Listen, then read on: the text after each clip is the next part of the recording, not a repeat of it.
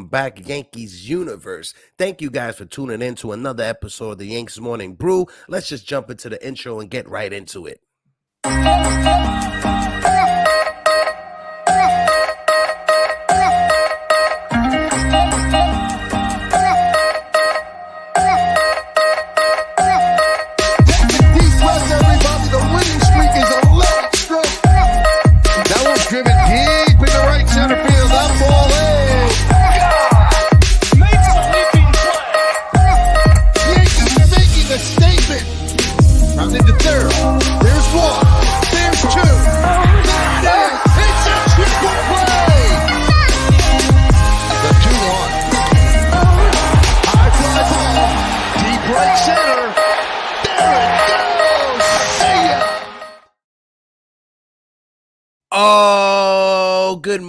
Good morning, Yankees universe. Welcome back to another episode of the Yankees Morning Brew on this Thursday, April 6th. I am your guy, Hector, and like always, I'm chilling with my compadre, TC Stills. TC, good morning, gorgeous. How you doing, Hector? It's a good morning. The sun's out, and the Yankees are 4-2. Absolutely, bro. It is a great and fabulous morning. Shout out to the chat before we continue. My guy Tyler Tabbitt is in the building. Tyler, how are you doing? Mikey Mazza and the 4 Train Express, what it do? My brother Jonathan is in the building. James Cook, good morning, my guy. Geraldine McIver, the queen, is in the building. Lorenzo Cardona, my man Enzo, my man, what it do, baby? KC Funtime is in the building.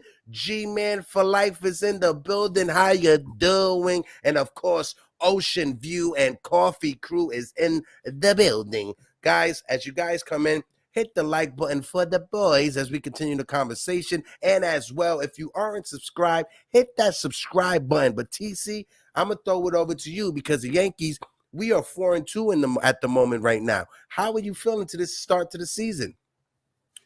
No, I'm feeling pretty good. There's a lot of positives with this team. The pitching looks terrific. The bats are coming around, but hey, Gleyber, wow, what a start to Gleyber season, huh? Oh, absolutely. And just like that, you mentioned Gleyber Torres and L.I. Yankee King just popped up like he's Candyman. Yeah. L.I., what it do, my guy? Hope all is well. And yes, your guy Gleyber Torres is killing it to start the season. And then L.I. says, and you see why you don't trade a 26-year-old top 5 second baseman in baseball? Listen, L.I., the way that Gleyber Torres is hitting right now, he's having an argument for the Yankees to make inside that front office. But TC, I'm going to throw it over to you because you brought up Garrett. You brought up the pitching staff, right? And Garrett Cole, another phenomenal start. I understand it's the second start of the season. We don't like to get ahead of ourselves. But so far, so good. Garrett Cole, 2-0 on this early season. What was your thoughts about Cole? Yeah, he's trying to lock up Cy Young right away. I mean, he's lights out. The fastball looks unhittable. He's got confidence in it. And he's just blowing hitters away. I mean, he's got that strikeout pitch that a lot of these other Yankee pitchers, they just can't find it. They don't have that strikeout pitch like Garrett Cole. And he's got his new haircut. He looks clean. He looks ready. He's I don't know. He's the Cy Young favorite already. Well, when it comes to Garrett Cole, so far, what I've seen in the first 2 starts, and like I said, it's just 2 starts. We don't want to get ahead of ourselves. But the one thing that I've seen is the confidence, especially in his fastball. He is trusting in his fastball. That's one thing that he went away from last year because he was getting burnt on his fastball, relying heavily on his off-speed pitches. But so far, so good. His fastball is pumping it up 97, 98, 99 miles per hour. And this is another thing, folks, that we got to put into consideration when it comes to Gleyber Torres, right? I mean, when it comes to Garrett Cole, I apologize. I got me hype in the chat, but this is one thing that we got to talk about when it comes to Garrett Cole. When the Yankees signed him, that first season, it was the pandemic. The pandemic hit. He didn't have a proper offseason. The next year, it was the same thing coming back from the pandemic, shortened spring training. They're trying to work things out. Last year, they had the lockout, so he had a short spring training as well. This is the first spring training, or this is the first offseason he's had with the Yankees that was just a regular offseason. And so far, so good. Proof is in the pudding. What's your thoughts? Yeah, I think this is the kind of the big middle finger to everybody that the spider tack issue. It's no issue. I'm Garrett Cole. I'm throwing my fastball. If you can hit it. And he's shown in the first 2 games that, hey, he means business, and he's not holding back. And it's like, hey guys, this is vintage Garrett Cole, and I'm back.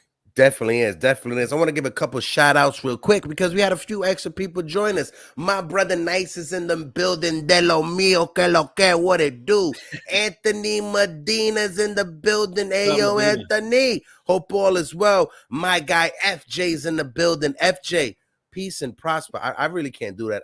My entire life, I grew up a Star Trek fan, and I've tried my entire life to be able to do it. It only happens if I take my fingers together. Shout out to my guy FJ. Peace and prosperity to you, my brother. And we saw it yesterday, right? This is the first like pitch clock violation that actually went the other way when it comes to the Yankees. And when you have an 8-run lead, that's when you want it to happen, right? Right. Early in the season, get those jitters out the way, learn the rules early in the season. But you saw it in Garrett Cole's last, like right before he left the game, him and Jose Trevino, they just couldn't figure out the signs. Going forward, I hope they had a conversation in the dugout. But going forward, I hope that's just something that they fix and just mediate just a little when it comes to that, because you don't want this to happen in September. You don't want this to happen in October in a meaningful game. Early part of the season, cool. You take that because you're still learning the rules and regulation when it comes to these new rules. TC, what's your thoughts on that real quick before we continue? Yeah, it was just a minor hiccup with the signs. It could have been the pitch, the what do you call it, the thing that they're listening to, the signs. It's not working, or they just weren't on the same page. It was a minor thing. Very minor. It happened to be the last batter he faced. And then the run ended up scoring. But overall, Trevino and Cole work well together, and I'm sure they worked that issue out, and we should see no more problems going forward. Definitely. I want to give another shout out to my man D-Rod in the chat. D-Rod, what it do, my guy? Salute. 3 capital S's to the dome. D-Rod, hope all is well. My guy Sue Nails in the building. Sue Nails in the building. Sue Nail, good morning, brother. Steve Schumann's in the building. Steve, what it do? He said Cole's demeanor's changed going into last year's playoffs versus Cleveland. Calm, under control, and not getting too high on low, regardless of what was going on in the game. He figured something out, absolutely. And he carried that over to the offseason when he had an actual proper offseason. The first time he had a proper offseason, not worrying about a lockout, not worrying about a pandemic, not worrying about new rules coming back from pandemic, the whole mask situation and stuff like that. So absolutely, Steve, I 100% agree with you. Garrett Cole figured something out last postseason. He carried that into the offseason, built up on that, and early success is early success. Hopefully, this is something that he carries throughout the season and not just something that we just see in April and May and he starts fizzling out. But Garrett Cole, he's looking good so far. Yeah. Hey, speaking of Garrett Cole, did you see him do his Nestor impersonation? No. He did one? Oh, you got to see it. He did the whole thing with the leg kick, and he had such good balance. And then I was listening to the game on the radio, not watching the game. Yeah, I think it's on Twitter, but he finished it off with a smile. He did the whole smile, My guy James Cook, my guy James Cook got a question for us. He said, Hector, do you think in a couple of months that MLB will adjust the pitching, batting clock, and any others, some evaluating of the season? Listen, when it comes down to it, during spring training, you saw the whole Matt Scherzer debacle that happened with the pitch clock and MLB. They had to go in there and just clean up some of the rules. So as the season goes on, James, I definitely do believe as the season goes on, if they figure something out or if they see something or they pinpoint at something to help improve the rule, why not? I'm all for it. 2.5 hours watching the game. You're not stuck in the stadium for 3.5 hours. I'm all for it. It makes the time go by so fast. Like I said, I was at the stadium like last Monday with Pete, and by 9 o'clock, it was already the 8th inning. 9 o'clock, it was already the 8th inning. I was ready to go. it just speeds up the game just so much more, and it just makes it a better viewing overall. TC, right? What's your thoughts? No, we talked about it on Tuesday. It's great for the game going back to the way it used to be. But I think Halal brought this up. The postseason, they might do some sort of adjustments because I don't want to see a game end on a pitch clock violation or something like that. That's especially for a playoff game. I know they get rid of some of the rules in the playoffs, like the ghost runner and things like that. But they might have to adjust this pitch clock. I see what you're saying, but that, like I said, as the season goes on, maybe they figure something out. Maybe during the postseason, they add an extra 5 seconds to each sequence when there's no runners and when there's runners on the base. Because I see what you're saying. You don't want to see it happen in the postseason. But a rule is a rule. Just like in the NBA, 5 seconds on the sideline, you get called for that, right? 24 seconds shot clock violation, you get called for that. 6 seconds coming up, and you haven't passed half court, you get called for that. It's all a part of the rules. I understand what you're saying because as a baseball purist, we don't want to see that happen. But at the same time, it's a part of the game now, and the players just need to adjust to it. You see Manny Machado having an issue with it. He got tossed out the other game because he tried to call time while he was still there, while he got to 8 seconds, and the umpire said, no. These are the rules now, right? I get it. I understand it. It may be just hard for some people just to let it digest in their brains, but it's a part of the game, and you got to switch it up. And they have to get used to it. And they have to get used to it. Rules change all the time. Every sport, football, baseball, basketball, hockey, everything. Absolutely. And rules are meant to be there because if we didn't have any rules and laws, we'll probably all still be in the trees throwing poo-poo at each other, right? Yeah. So let's jump into the last game that we had, Yankees versus Phillies. Let's start off with the Yankees lineup real quick. When you look at the Yankees lineup, DJ LeMahieu, he led it off at second base. He was 1 for 3. Aaron Judge in center field was 1 for 3. Antonio Rizzo was 1 for 4 at first base. Gleyber Torres, we'll talk more about Gleyber Torres in a few, but he was the DH. He was 3 from 4. Josh Donaldson left the game early with a cramp. Most likely he's going to miss a few games. He was 0 for 1 in that one at-bat that he had. Ozzie Cabrera, the left fielder, he was 1 for 3. Frenchie Cordero continues his hitting. He was 1 for 4. And Jose Trevino, our amigo, he was 1 for 3 with a home run. Anthony Volpe, 0 for 3 with 2 strikeouts. Early part of the season, I'm not going to hold anything against Anthony Volpe. Before we jump over to the pitching side of things, TC, anything you want to point out here on the offensive? Without Jose Trevino's 2-run home run, we probably lose that game. I mean, that was a very good at-bat, clutch. And, hey, as our catcher, light-hitting catcher, he always has these games where he comes through with a game winner, and that was one of them. And then I tip my cap to Gleyber. He's just red hot, 3 for 4. And the stolen bases, that's what's getting me. Oh man, definitely. That's the big 5 already. He has 5. Yeah, he definitely has 5. He's not holding back, and he's just going. First pitch, he just takes off. So yeah, hey, this is a new look Yankee team. I think definitely, and a new look Gleyber Torres. I'm gonna pause this real quick just so we can have the conversation. The big thing when it comes to Gleyber Torres, the Yankees gave him, I want to say, like a culture shock last year, right? Trading away his best friend Gio Urshela, right? And that's one thing people don't talk about, right? Gio was his best friend, right? He was the closest friend that he had over the past few years or whatever in New York. Gio and Andujar were both his close friends. Last year, it was a bit of a culture shock. You saw what happened after the trade deadline, all those rumors. He thought he was going to be traded. And Gleyber Torres, he's guilty of paying attention to social media, right? Gleyber Torres, he's guilty of having burner accounts. He's guilty of responding to some people on Twitter or Instagram and stuff like that. But he had an awakening this offseason, right? He went to the World Baseball Classic. The Yankees bench coach Mendoza was there with him. And Mendoza had a conversation with Gleyber, and he told him, listen, when you go about your workouts, when you go about your preparations, keep an eye on Altuve. See how Altuve preps for the game, right? Look at everyone else that's out there. Watch Acuna, how Acuna preps for the game. And I think it was a good thing for Gleyber Torres to go out there, be amongst his countrymen so he could pick up a few things. And it's paying off so far. Before we continue, I want to shout out to the chat real quick. because we got a few people that came in. My brother Emmanuel Morales is in the building. Manny, que lo que? I miss you, big boy. Then we got Uncle Tats from the Pinstripe Chronicles is in the building. Uncle Tats, what it do, my guy? Guys, if you guys can, hit the like button for the boys as we continue the conversation. And also, I forgot to let you guys know, this Friday on NYY News TV, myself and Jiggerman Porto will be calling the game because the Yankees are going to be playing the same time Yankees supposed to be on. So myself and Jiggerman with Pete will be calling the game on this Friday.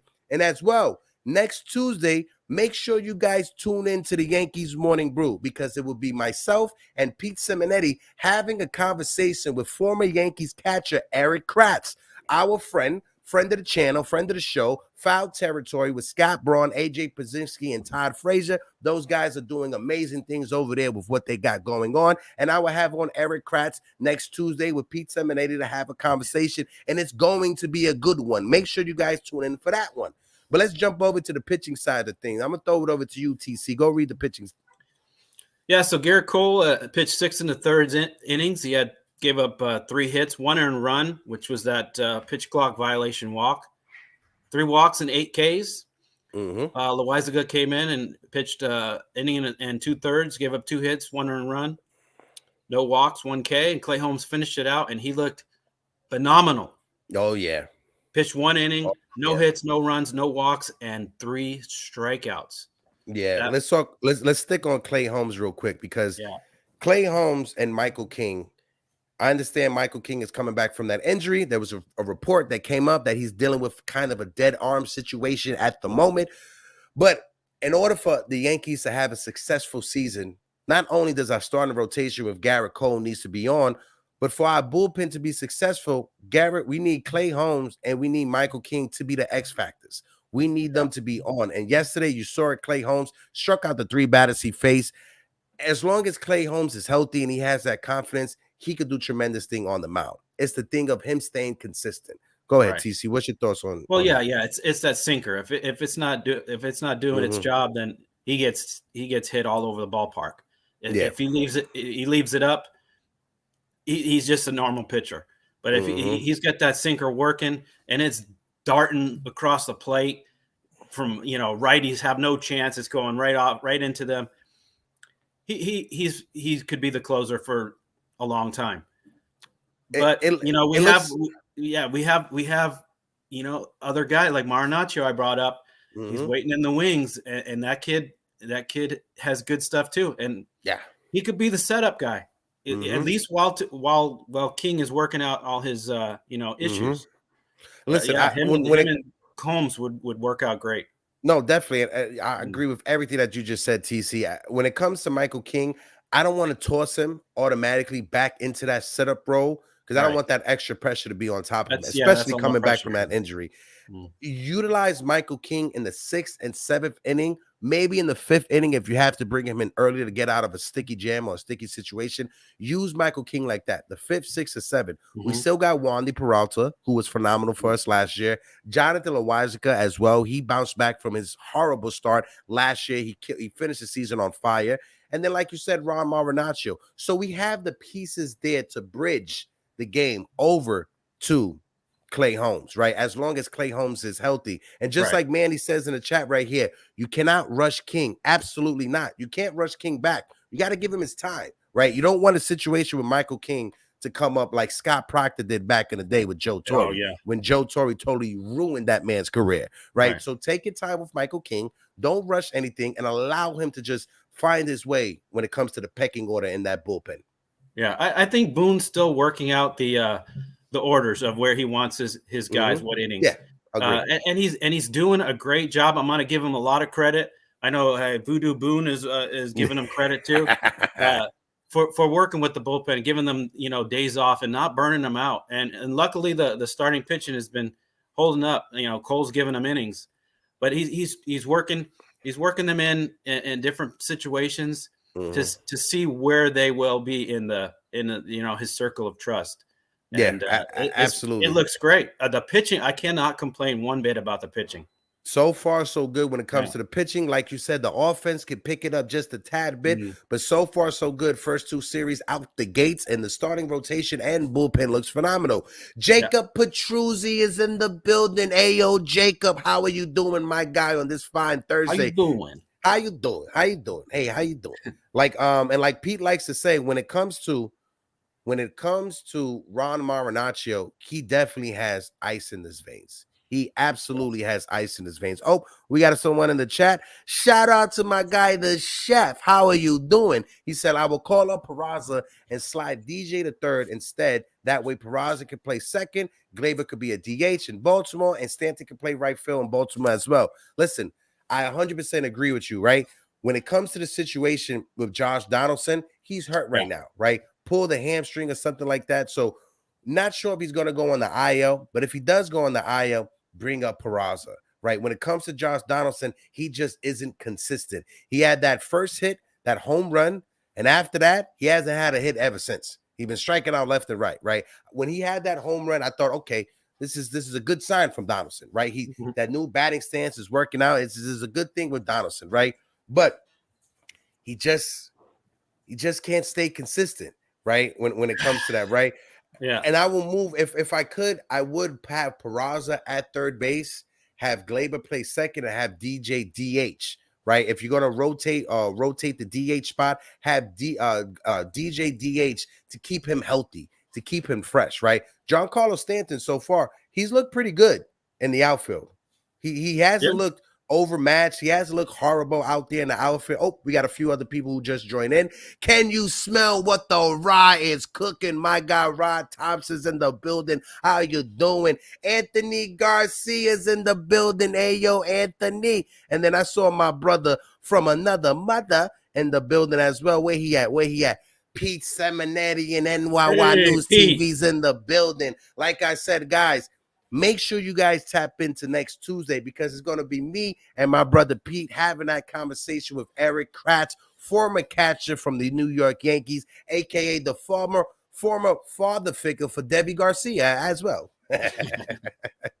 But let's jump into the Phillies and let's talk about their lineup real quick, because this is one thing we got to do. I know Yankee fans, we always show love to the Yankees, but at the same time, we got to show some love to the losers.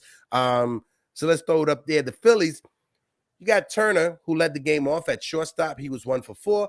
Kyle Schwarber in left field was 1 for 4. JT Realmuto, the catcher, was 0 for 4. Hall, the first baseman, was 1 for 2. Nicholas Castellanos, the DH, was 0 for 3. I swear to God, Nick Castellanos, he reminds me of just some guy who hangs out at the bars in Jersey Shore. He doesn't have a life. He just hangs out at the bars trying to pick up the young 20-year-olds while he's in his well past his 30s. But shout out to my guy Castellanos. He was 0 for 3.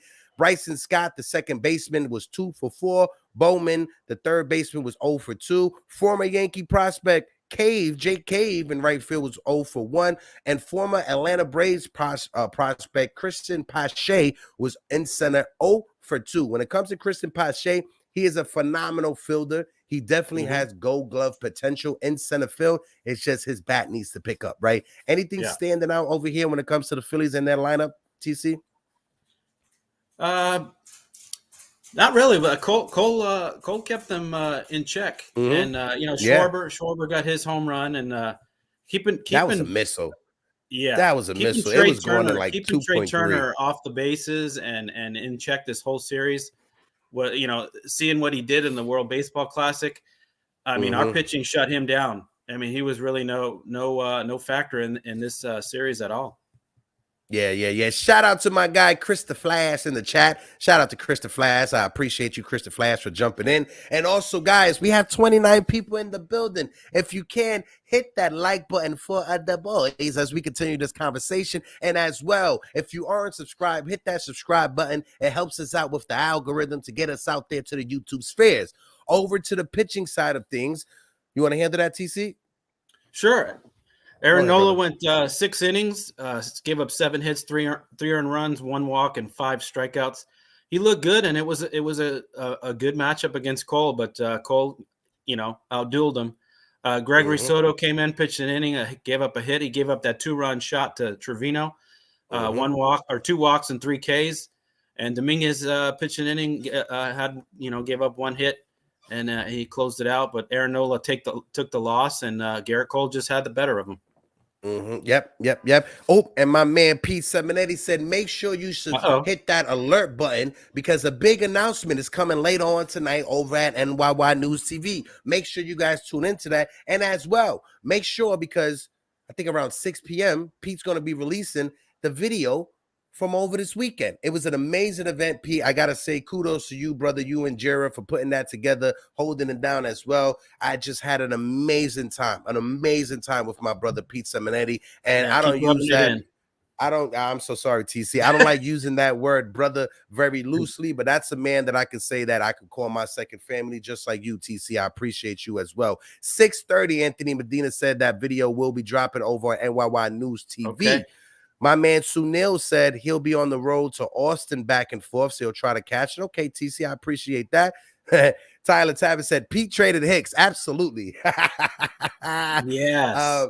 Manny, I think in September is where Pete is eyeing that up to have another event. I can't speak for him, but most definitely, if that does happen, Manny, can't wait till then. One of the first people that I call Manny. It's got to be sooner. It's got to be sooner. Yeah, definitely. It was an amazing time, honestly. And going to the stadium, it's hardly, you never get like a bang for your buck. Right? Mm-hmm. You go to the Audi Suites, you get a definite bang for your buck. You're paying $180, whatever, to be at the stadium, but at the same time, you got a great view of the field. You got phenomenal food. You're in AC as well. You can't complain about the AC. And then on top of it, you're just around a good group of people. So if you guys didn't make it out to this event that just passed, make sure you guys tap in because the next one is going to be amazing. Yeah. And I will be there. Oh, definitely, TC, definitely. Let's jump back into the conversation when it comes to LI Yankee King, favorite Yankee, Gleyber Torres, right? So Gleyber Torres, my guy, Gleyber Torres, in 19 at-bats so far, he is hitting .421, 2 home runs, 6 RBIs, 5 stolen bases, an OPS of 1.349. Yeah. TC, when it comes to Gleyber Torres and this hot start of the season, as Fan Nation has it, Gleyber Torres can be the X factor for the Yankees in 2023. What's your thoughts? Yeah, he can. Well, again, we talked about it on Tuesday. As long as he goes to right field with that pitch, once he tries to pull those outside pitches, he turns into, a 200 hitter or below. Mm-hmm. So continue with the up the middle approach to right field, and he's fine. He's got the talent, and he just needs to put it all together. Again, if he shows a little more hustle, I have no problem with extending this guy. Mm-hmm. But when he gets down on himself, start getting in a slump, he just gives up. And we can't have a player like that. He needs to show more maturity and, see how it goes. Yeah, 100%. And that's been our issue as Yankee fans when it comes to watching Gleyber Torres, right? Gleyber Torres, when he was coming up as a prospect, he was labeled as the next generation talent, right? Mm-hmm. He was labeled as a prodigy. He was labeled as somebody that's going to be one of the top 5 players in all of baseball.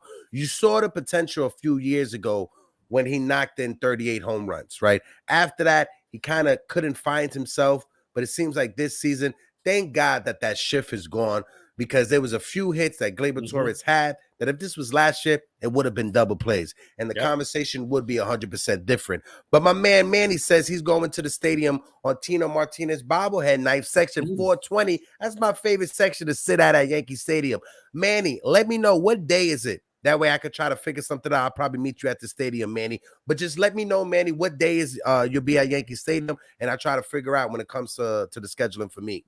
That's the Tino Grand Slam from 98 World Series. And another Yankee content creator that's one of my favorite, my guy Joe from The Shift, Joseph Caputo. Whoa. How are you doing, Joe? I appreciate you for tapping in.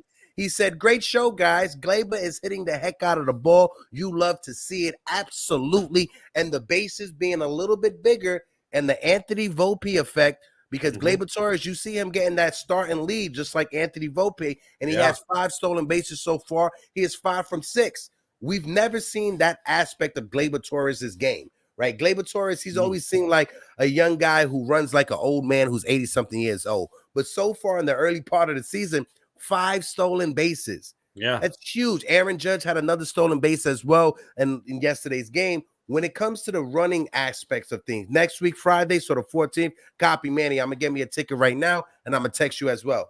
When it comes to Gleyber Torres, so just the Yankees overall, adding that running aspect to the game, what's your thoughts? No, I mean, we talk about it all the time. We can't be a station-to-station team waiting for a home run. We got to make things happen. Yeah, do it. We got to make things happen on the bases, whether it be stealing bases, hit and run, bunting. I mean, we gotta just make things happen. And what I'm seeing so far with Volpe and Gleyber and some of the other guys, hey, at least they're making an effort. Yeah, and not just waiting for a home run, because actually we scored a lot of runs without home runs so far. Yeah, and that's what we like. But the one thing, right, when it comes to it, I agree 100%. Us Yankee fans, especially over the past few years, the one thing we have been complaining about, right? The one thing we've been complaining about is that this team has been one-dimensional. Definitely has been one-dimensional. It's been home run or bust for this team. We want to see just switch it up, right? Adding that running aspect to the game, right? Getting hits with runners in scoring position, not just home runs, right? Going the opposite field. Add that aspect to the Yankees offense and switch it up. Stop being one-dimensional, right? I understand, this lineup is built with power hitters, but you also got to have the guys who can get a hit when you need it. And that's what this team needs. You saw it yesterday when Aaron just got that stolen base, runner on second, Gleyber Torres had to single up the middle. That's how we win baseball. That's how you're supposed to win baseball. I want to go back to the comment in the chat. Asaya, the chef, he said, I'll trade Hicks for team Wi-Fi. Listen, bro, you lucky if anybody gives you some free Wi-Fi for Aaron Hicks, right? If this was Moneyball, you'll probably get a vending machine that probably overcharges you for Doritos and Pepsi for Aaron Hicks, right? Bag of peanuts. A bag of peanuts or something like that. Hold on. I see my guy in the chat. Carlos with a K is in the building. Carlos, what it do, my guy? Salute, 3 capital S's. And like my brother Pete Simonetti said, hit that like button for the boys as we continue this conversation. What else we got in here? Let's see. My man Lorenzo said, if you keep the pitchers nervous with our running game, they would throw more fastballs to the batter. Absolutely, Lorenzo, especially with that pitch clock and you're getting in their head. Baseball is a mental game, right? We understand 80 to 90% of it is all mental, right? You got that 10% of it, you got to have the muscle, you feel me, mangu power, right? But we understand that it's a mental game. And if you could be on the base pass, if you could get the pitcher out of his normal groove, out of his normal routine, you're going to be able to do some things. You're going to be able to steal a couple of runs from your opposing team. What's your thoughts on that, TC, before we continue? Yeah, you see with this lineup when they're not hitting, there's nothing going on, and with the stolen bases, they're trying to make things happen. Without the Gleyber stolen base, the base hit won't score them. The same thing happens all the time with this team. They get into a rut, and they're nothing's going on. Like that lineup, they scored 1 run against the Phillies. It's a hard watch sometimes with this team. So you got to mix this lineup up. And please, Aaron Boone, do not start IKF, Hicks, Donaldson, and all in a row. We can't have all those guys in a row.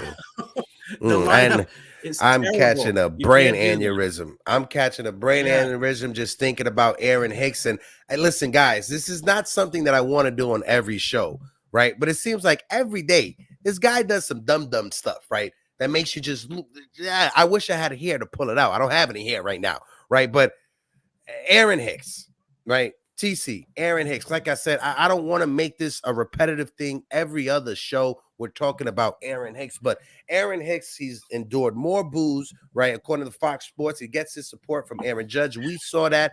But that's what Aaron Judge is going to do. He's the captain of the team. He's going to go up to his teammates. He's going to try to figure something out. Hopefully the viewers don't leave because we're talking about Aaron Hicks. Please, I apologize. I'm just going to make this real fast. When it comes to Aaron Hicks, and we've talked about this backstage, and I said, let's save the conversation for when we're on the screen. When it comes to Aaron Hicks, if you just go out there and just perform and just show a little bit of effort and show that you care just a tad little bit, us fans would not be as hard on you as we are on right now. If you want to keep talking to the media, cool, copy. Keep talking to the media. But as long as you show some God-loving effort on the field, that's all we want to see. Go out there and perform. Like I said backstage, TC, last year with Joey Gallo when he was struggling, at least Joey Gallo was putting down a butt to try to get on base. Aaron Hicks is the same thing. 0 for 6 so far. I think 4 strikeouts in those 6 at-bats. He can't even make content anymore. Yankees, please, for the love of God, cut this man, bring up one of the young kids that we got in the minor league system right now. Cut this man and bring up Peraza, right? Hopefully when Harrison Badar, he comes back from injury, Aaron Hicks will be gone. For the ever-loving last time, TC, hopefully it's the last time we talk about Aaron Hicks. What's your thoughts? Yeah, hold on, wait. Yeah, this is the thing. Fans were chatting Joey Gallo at Hicks last year, bro. There's no coming back. Yeah, with Hicks, you know, his best performance is his mouth and complaining. That's the. I mean, if he could just do it on the field, we wouldn't be, you know, harping on his you know, whining in the media. But he shows up. Aaron Boone puts him in the lineup. It goes 0 for 3 with strikeout. Next day he's in there again, which blew me away, and he's another 0 for. So the guy complains. He has no reason to whine and complain to get in the lineup. The Boone should be like, this is enough. You haven't earned anything. You've earned a spot on that bench, and the next step is to be cut. Yeah. And you know, going back on what Pete said the other day with the Michael K comments. K, you know, trying to comfort Hicks and oh, he doesn't get, you know, the hometown, you know, heroes because Volpe and Peraza are from the, you know, coming up from that. I'm sorry, but that was terrible. Yeah. Man, Hicks deserves all the boos, and you cannot compare a Volpe and I think it was Cabrera to Hicks. Hicks has done this for 4 to 5 years. These guys are just starting out. So I was disappointed in those comments. I don't know if you heard them. No. And I, you know, when I'm driving around, I'm always tuning back and forth from ESPN, Michael K over to Carton and Roberts. And Michael K, listen, I love Michael K as an announcer, as a broadcaster and stuff like that. Even on his show, I agree with some of his takes. But the defending of Aaron Hicks, it's unwarranted. There's nothing to defend, right? And then you point to the fact that, oh, well, Volpe's, you know, he's going 0 for and he's striking out. And, you know, other people are going 0 for and they're striking out. Aaron Judge, he didn't perform in the postseason. Bro, what are you those aren't good comparisons. No comparison. That's not apple to oranges. Like, what are you doing right now? You're defending Aaron Hicks, a guy who, like I said, and I'm gonna keep on saying this, last year showed up on the day Derek Jeter was being acknowledged. He showed up at 4 o'clock when the ceremony started at 6 o'clock. So what work was he going to get in the outfield or in the batting cage? And what happens in the field? He drops the ball in left field and he doesn't go for it. Michael K, there's no defending this man anymore. I get it. You're on the network. You're on ESPN, right? You got to do what you got to do. You got your job. There's defending him. There's no defending him, right, when it comes to that. It's absolutely a company man propaganda machine. And I don't like using that word propaganda loosely like that. But Michael K, there's no defending this man anymore. Absolutely no more. He doesn't show any effort. Like I said, he showed up at 4 p.m. You know, I don't even want to talk about this anymore. I'm catching an aneurysm, honestly. Yeah, you better take it easy there. He should have been cut 2 years ago. I mean, come on. This is for a front office to keep a guy like this. You know, sorry, the money that he is owed, the Yankees, that's nothing to them. Yeah, I mean, that's nothing. That's nothing. You play the best players. Don't Don't worry about the money. You make more money selling chicken tendies than Aaron Hicks has left in his contract. And that's one thing. Exactly. Shout out to those chicken tendies. Me and Pete, we made sure we got our chicken tendies on Monday when we was there. Tats. Yeah, Hector and I are gonna grow our hair back just so we can pull it out. Absolutely, bro. Lorenzo said Michael K calling us Yankee fans spoiled ain't cool either. Yeah, listen, this is that frustrates me, right? Michael K, you're a part of this machine, right? You're part of the Yankees franchise. You know, us fans, we have been told that it's either championship or bust. That's how we have been conditioned. So we're buying into the fact that you are telling us championship or bust. Now you're telling us, you and Don LaGreca are telling us just to be happy that we make the postseason. It's good to have a competitive team, right? Knock on wood, I appreciate the fact that the Yankees are in the playoffs every season, if not competing for a playoff spot every season. We've been over 500 for the past 30 years or whatever. So I'm not complaining when it comes to that. Absolutely not. As a Knicks fan, I'm definitely grateful that the Yankees are good. Trust me, right? Guaranteed, trust me. But when we have been told and when we have been fed from the organization every year, it's championship or bust. How are you going to get mad at us and tell us that we're spoiled because those are our expectations, especially since we have been told that? What's your thoughts, TC? Yeah, I mean, honestly, the Yankee fans are the most knowledgeable fans around. We demand, we demand a championship every year, and that's what they're promising. But we're not seeing it in the front office. We're not seeing it with the moves they're making, and to tell us that we're spoiled.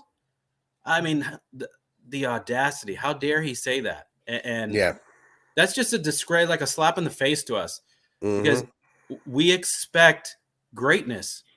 You know, we got spoiled in the 90s with Jeter dynasty years. You know, we expect that, and we're trying to get to it, and they're just not delivering because they're the moves, the mind blowing moves that Cashman is doing. Yeah, it doesn't match this team. And if these prospects don't pan out, Brian Cashman, he's gonna have some answering to do, because passed up on Harper, didn't trade for Juan Soto, didn't sign Manny Machado this offseason, didn't go after Correa. I understand, I get it, the injuries are the injuries, but bro, it's definitely a slap in the face to us fans, right? You cannot tell us that it's either championship or bust, but then tell us we're spoiled because we expect more. Now, is it a different team because Hal Steinbrenner is in charge of it and it's not George Steinbrenner? Absolutely. Would the Pittsburgh Pirates fan base, would they like to switch around when it comes to team success with the Yankees? Absolutely, 100%. That's why I said I do not look at the Yankees making the playoffs every year or being competitive every year as something just to write home. I definitely love the fact that they do that. But at the same time, make the perfect moves to put us over the hump. There's little moves that you could do to put us over the hump, and you're not doing it. Now, when it comes to just spending money profusely and just spending money just to win, that's not going to work. You got to be smart about spending the money. Look what's going on in Queens right now. Edwin Diaz is out for the whole season, and Matt Scherzer and Justin Verlander are in the AARP club. They're both some old geezers, right? I get that. I understand that. But you can make the little moves here or there. Cut Aaron Hicks, right? There's no reason. You cannot tell me that Aaron Hicks is a winning baseball player. No. Josh Donaldson as well. There's no way that you can tell me that Josh Donaldson is a winning baseball player at this point of his career. No. I can live with IKF, right? Because at least with IKF, he kind of shows that he cares just a little bit, right? He may have some blunders here and there. I get that. They put him at third base yesterday. First thing that he did was throw the ball away. I get that. But at least he hustles down the line. But he made a great play. Aaron Hicks and Josh Donaldson do not hustle down the line as well, right? Before Oswald Peraza got called up and before we traded for Harrison Bader and he was in the lineup, the only person that was busting it down the line was IKF, right? That's the only thing I can lay my hat on and say, all right, cool. I can live with that. But Josh Donaldson, not hustling. Aaron Hicks, not hustling. That's something I just can't live with, bro. Yeah, they've gone too long with these guys, and they have to move on. They're blocking the development of these prospects like Peraza and Austin Wells. We got other guys that are Chaparro. They're knocking on the door to come up. and to keep rolling the same lineup out and the same guys and giving them another chance. It's enough is enough. Yeah, and like D-Rod said, Donaldson is the world champ of pop-up bat flips. Absolutely. Wait, I think he pulled his hamstring because he flipped his bat yesterday when he got that pop-up, bro. Like, jogging, doing like a valet jog to first. He pulls a hamstring. What is this guy okay?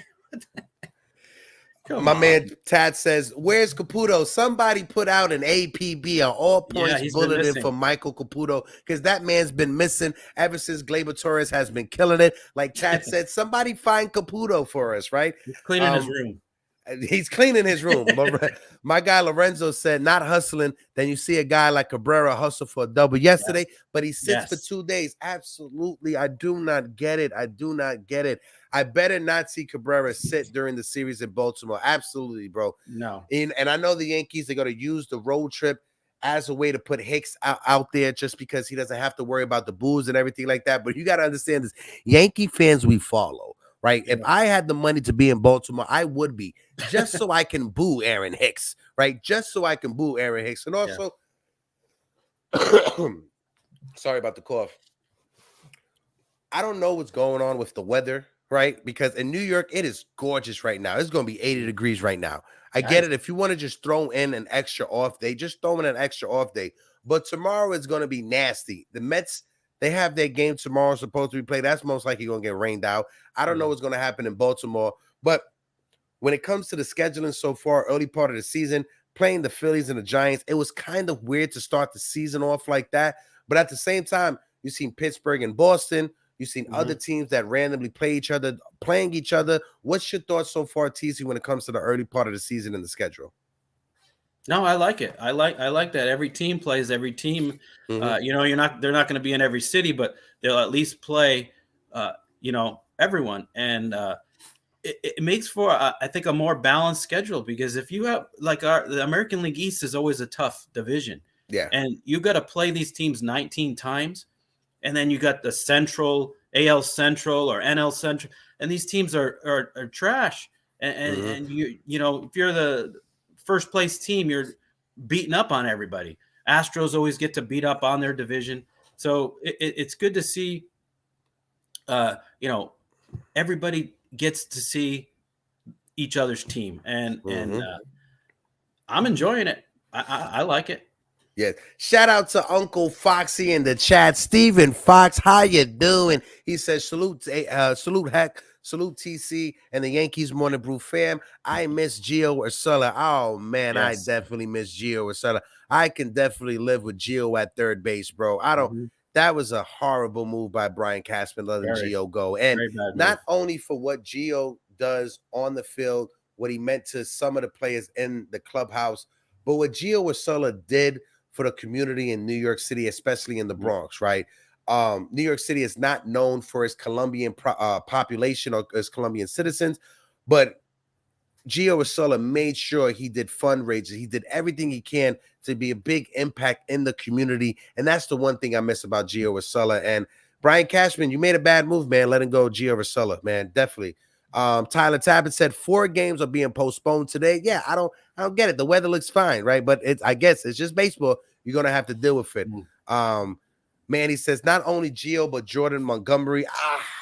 And this is the thing. Yes, I love Jordan Montgomery. He's a left-handed pitcher, but Harrison Bader in center field, his defense, you can't, and his hustle, you can't teach that to anybody, right? You see what's happening to St. Louis right now. The center fielder that they got to replace Harrison Bader, they benched him because he's not hustling, according to the manager over there. And the manager said that he wished he had Harrison Bader back on that team, right? So, yes, I see what you're saying, Manny, about Jordan Montgomery. He is a reliable left-handed pitcher from the left-handed side of things. I do like having extra pitchers, but I think it was a fair trade for Harrison Bader because we needed a Gold Glove center fielder on this team. And Harrison Bader is probably top 3 when it comes to that defense in center field. What's your thoughts on that? Oh, yeah, we made out with that Bader trade. I think we haven't seen the full potential yet because he missed a lot of last year and he's already out this year.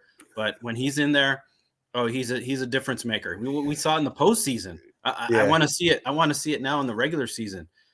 Yeah, we made out on that trade. I don't really miss Jordan Montgomery that much. I mean, we have some good pitching now, and that we need Bader. We need a guy like that in our lineup to give it a spark. With Cabrera, Volpe, those type guys.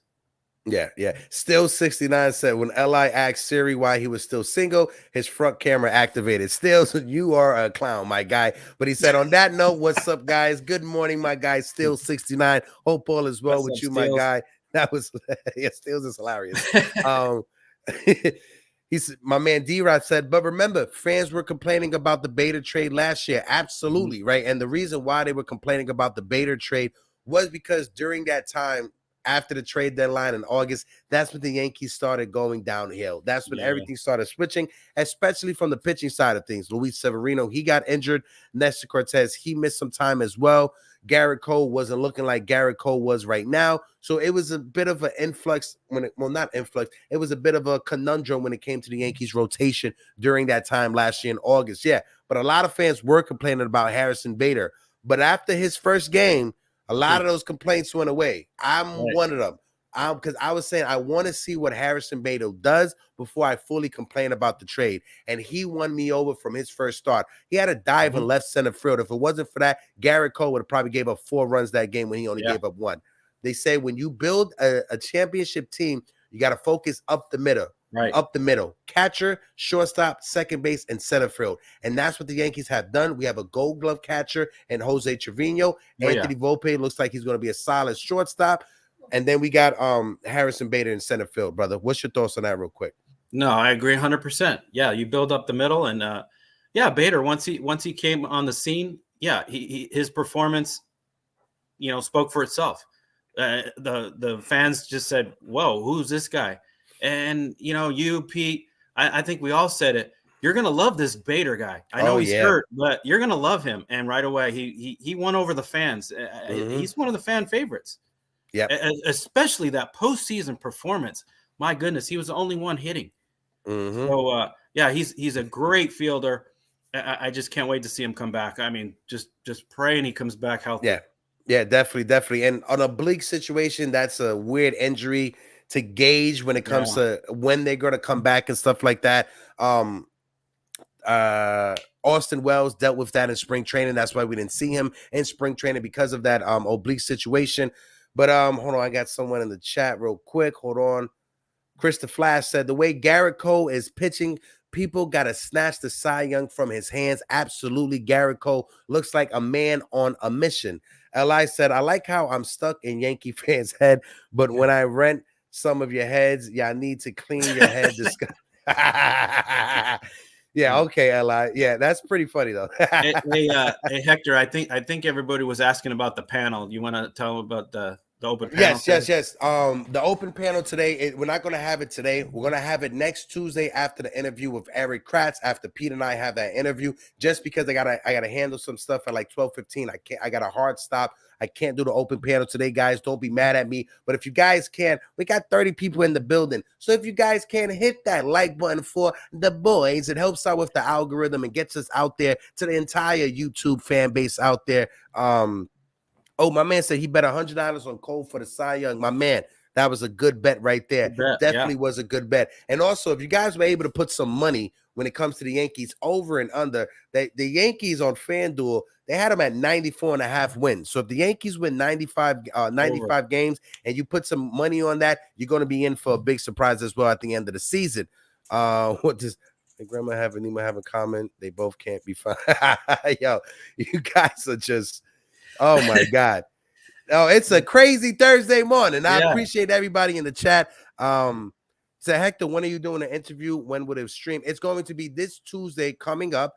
11 o'clock in the morning is going to be myself and Pete Seminetti. I will be promoting it tomorrow when we're on NYNewsTV. We'll have a graphic done and everything like that. So make sure you guys tune in. And if you guys haven't, make sure you go follow the Foul Territory Sports channel on YouTube and Instagram. That's Scott Braun, AJ Przinsky, Eric Kratz, and Todd Frazier. They're doing amazing things. It was a pleasure. They had me on their Instagram show a couple of weeks ago, and it was a pleasure having a conversation with AJ. And it's funny, too, because Manny brought up Jordan Montgomery. So they were ripping packs open like baseball cards. They were written top packs open. And I told AJ, I was like, listen, bro, if you get a Jason Dominguez card or Anthony Volpe, save that for me.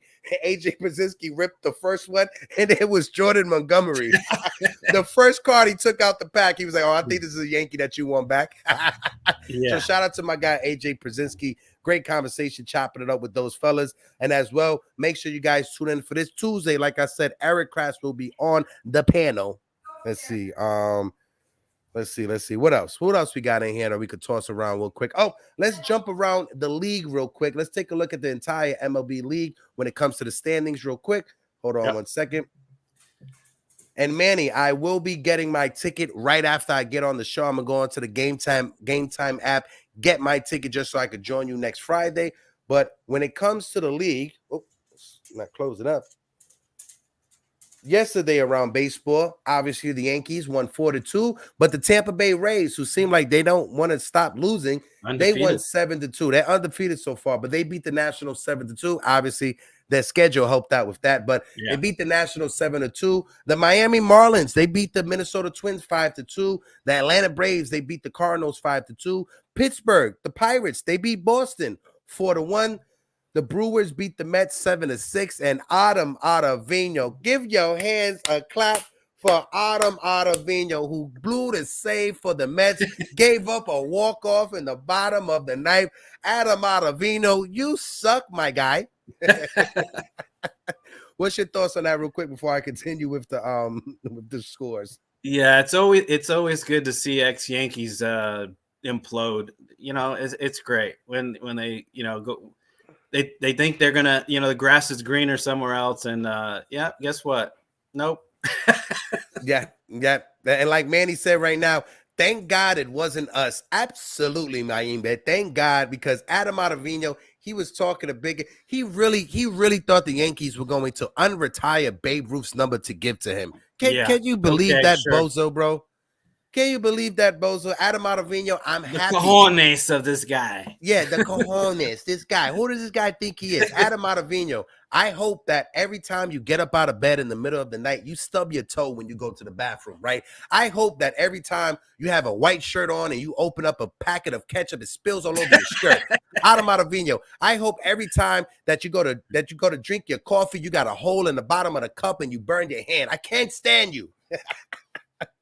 Well, say how you really feel. Yeah, that was it. That was all I'm gonna do this morning. All right, but take it easy over there. The Texas Rangers, they beat the Baltimore Orioles 5-2. The Houston Astros, they beat the Tigers 8-2. The Chicago White Sox beat the San Francisco Giants 7-3. The Cleveland Guardians, they beat the Oakland Athletics 6-4. The Angels beat the Mariners 4-3. The Blue Jays beat the Royals 3-1. And the Cubs and the Cincinnati game was postponed because of the weather. Let's see. I've seen someone in the chat. He said, Hector and TC killing it, hosting together. We need more. Absolutely. You definitely will get more during this season. My man TC does an amazing job. Appreciate He's very that. knowledgeable. No. I say it backstage, and I'm not saying it to blow smoke up your ass, TC. I honestly mean it. So Neil said Ottavino was wearing his IQ for a jersey number. Absolutely, it's a big old donut for your guy Adam Ottavino. My guy Jonathan said the 98 Yankees had 5 guys in the lineup that hit over 300, and no one had more than 28 home runs. I would like to see more of that. Absolutely, because that's how you build a championship team. When you have guys that are high batting average, extra base hits type of guys, they run into the home runs when they run into the home runs, as long as you don't build your lineup around just feast and famine, right? We saw that in the late 90s, and you got to have versatility to your lineup. You can't be a right-handed heavy lineup, and I'm going to keep saying this, the Yankees need to go out there and figure out to get another left-handed at bat in this lineup, or go out there and find the switch hitter that you could throw into this lineup, because you cannot have a lineup that just have 3 right-handed hitters, 1 lefty, then another 4 right-handed hitters, a switch hitter, and then 2 right-handed. You can't build a lineup like that, bro. You're making it more easier for your opponent to game plan, especially when it comes to their bullpen and late game situations. What do you think about seeing that Donaldson possibly will go on the IL? What do you think about bringing up Jake Bauers? If we could bring up Jake Bauers, I would, right? Bring some versatility up, bring some red hot. because when it comes to the Yankees, the one thing that we have is we have veterans, right? We have Judge, who's a veteran now. We got Giancarlo Stanton. We got Anthony Rizzo. We got Josh Donaldson's old behind. Aaron Hicks. You need to have that youth to sprinkle around, that youth energy. You see it so far. Even though Anthony Volpe, he's not hitting the ball like we wish he was hitting it. You see the stolen base effect. You see Gleyber Torres start picking up that extra tapping, that extra lead. That Gleyber Torres wasn't doing that last year, right? I know people may say that I'm thinking outside, or I'm thinking too much, saying that Anthony Volpe is a reason for that. But when you look at it, Anthony Volpe is a reason for that. The same way how he does that little extra step lead, that's what Gleyber Torres is doing. He wasn't doing that last year. He was doing that towards the end of spring training when he came back from the World Baseball Classic, being around Anthony Volpe. Having the bases bigger as well is a big up factor. So if you can, Jake Bauer, I will want to bring up Andres Chaparro, my friend, my buddy, Andres Chaparro from the minors, because I owe him a little Boricua dinner when he comes back. He told me as soon as he gets to the Bronx, he's going to hit me up to take him for some good Puerto Rican food. So as soon as he gets up here, I'll be out hanging out with my guy, Andres Chaparro. But if you can, bring up one of these young guys, whether it's Peraza, whether it's Chaparros, or whether it's Jake Bauer. Throw Donaldson on the IL and get him out of here, bro. Honestly. Yeah, I think Bowers gives him another lefty, and he can play some outfield, some first, some he gives a little versatility. I think we'll be okay with LeMahieu and IKF at third. I'd love to see DJ just start there every game. Yeah, and like Eli just pointed out, Torres had 10 stolen bases all of last year. He already has five. He already has five in the first two series. In 6 games, he already has 5. So he's definitely going to eclipse that 10 stolen base number. And stolen bases are up throughout the league. Throughout the league. If you guys want to criticize Rob Manfred for a lot of the things he does, I'll be right there with you, right? I'll hold the sign calling him a big dum-dum. But the one thing that he did right, and he got right, is the bigger bases and the pitch clock. It makes the game go back so much faster. Definitely makes the game go by so much faster. And Manny, I will be there on the 14th because I just got a reminder on my phone that I'm going to be there anyway with Cashing Out NYC doing some trivia in front of Yankee Stadium. So if you guys are around Yankee Stadium on the 14th, make sure you guys look for me across the street from Babe Ruth Plaza. I'll be hanging out with my guys from Cashing Out NYC. And I want to give a quick shout out to my guys from Cashing Out NYC, my guys Gringo and my guys Mr. C. Because like I said on the last episode, they had a run-in with Brian Cashman, and they had a conversation with Brian Cashman. For the people who missed out, I'm going to tell you what they said, what Brian Cashman said. According to my guys Mr. C and Gringo, while interviewing Brian Cashman, they asked Brian Cashman about the whole Aaron Judge situation. And according to them, Cashman said he thought Judge was going to San Francisco. He thought the deal was signed and over. He thought that he would be in San Francisco. Brian Cashman's pivot move was to get Trey Turner. That's what he was going to do. But as soon as Howe stepped in and re-signed Aaron Judge, that's when Trey Turner went to the Phillies. That's when the Yankees were out the conversation when it comes to Trey Turner. But according to my guys, Brian Cashman had several meetings with Trey Turner and his representatives, several face-to-face meetings, and they were this close to inking that deal. They were just waiting to see what happened with Aaron Judge. And according to my guys, Brian Cashman, he already had Aaron Judge playing for San Francisco, and that's why he was pivoting to Trey Turner. And if you look at Brian Cashman's tenures over the past 20 years, Trey Turner, that type of player is the type of player he tries to go for. He tried to get that with Jacoby Ellsbury. It didn't work. He tried to make it work with Tyler Wade. It didn't work. Trey Turner is a phenomenal player, but I'm happy that we brought back the captain, and I'm happy that number 99 will be a Yankee for the next 9 years and will retire a Yankee, bro. Yeah, I think we all, as Yankee fans, had that sigh of relief. Like, thank you for bringing back Judge. It would have been a real downer this season to see him on another team, especially the Giants. I mean, hey, Judge is the captain, and he deserves it. And us Yankee fans are just grateful that he's still with us. Oh, yeah, Stills. Oh, yeah, Stills. I'm waiting for that announcement tonight, Stills. Absolutely, buddy.